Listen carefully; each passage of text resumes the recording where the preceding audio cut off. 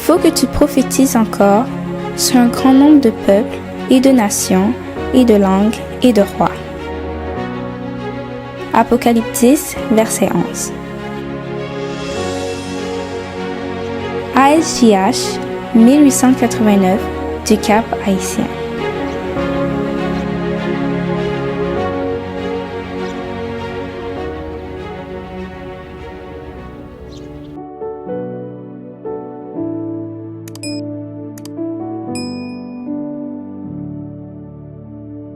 L'épée de l'esprit.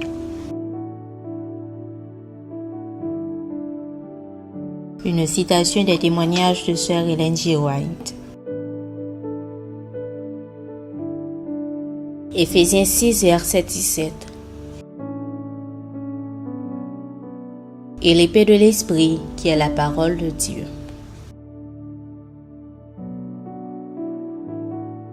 Dieu a tout fait pour assurer le triomphe de ceux qui luttent contre le mal. La Bible est l'armure dont nous devons nous revêtir.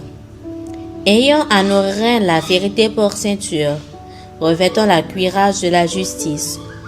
Prenons par-dessus tout cela le bouclier de la foi, le casque du salut et l'épée de l'esprit qui est la parole de Dieu.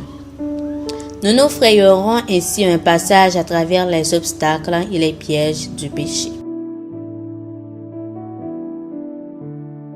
Le premier Adam succomba, mais le second Adam se cramponna à la parole de Dieu dans les plus graves circonstances. Et sa foi en la miséricorde et en la grâce de l'amour du Père ne fut jamais ébranlée.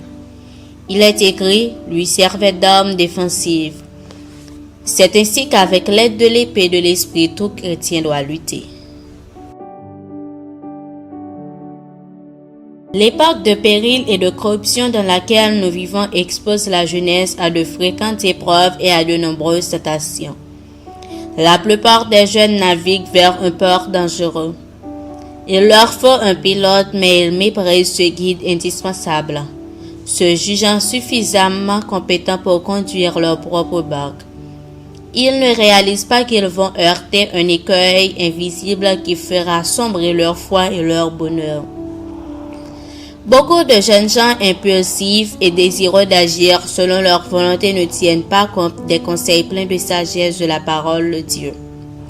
Ils ne luttent pas contre leurs mauvais penchants et ils ne peuvent pas obtenir de précieuses victoires. Leur orgueil, leur faiblesse de caractère les éloignent du devoir et de l'obéissance. Que de riches expériences peuvent réaliser les fils et les filles de Dieu. Le cœur débordant d'affection, je me penche aujourd'hui sur le problème de la jeunesse. Que de possibilités s'offriraient aux jeunes gens et aux jeunes filles s'ils recherchaient sincèrement les enseignements du Christ.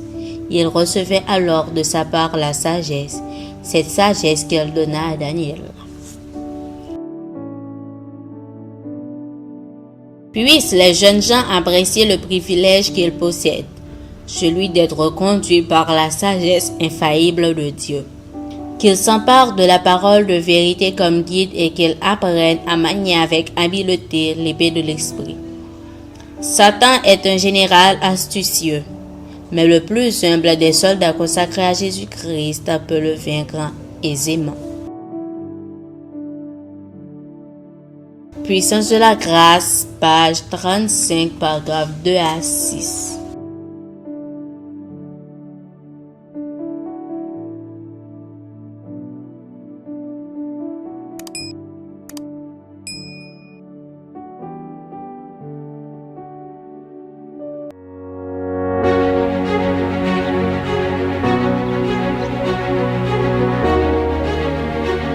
Il faut que tu prophétises encore sur un grand nombre de peuples et de nations et de langues et de rois.